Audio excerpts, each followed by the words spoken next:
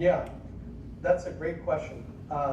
And we definitely believe that there is an important role for career and technical education, and have been talking to folks in the Department of Education that are leading our CTE efforts.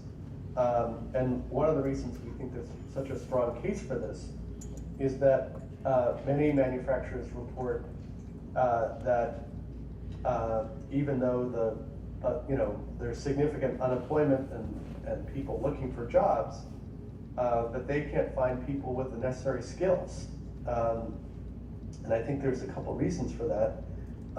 One is that, as you noted, we have not been investing in things like SHOP, and I think that you can view aspects of the maker movement as sort of the 21st century equivalent of that. So we are interested in how we can use funding streams like Perkins and increase the awareness that state CTE directors have about the maker movement and the role that they can play in it, and helping to provide students with skills that will allow them to go out and get a great job in the manufacturing sector.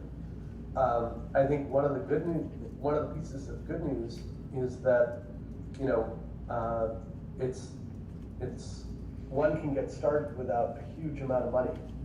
So if you have a space and if you have the ability to invest in a relatively modest amount of equipment and materials, and if you have a teacher that is excited about this, we're hoping that one of the things that we can do is really motivate external support for this. So getting parents and engineers and large employers and small and medium-sized manufacturers to get interested in whether the schools and after-school programs in their communities are integrating making into their in-school and out-of-school educational opportunities.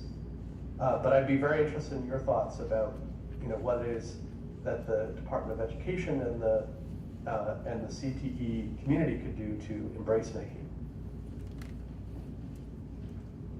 Next question. Hi, Tom.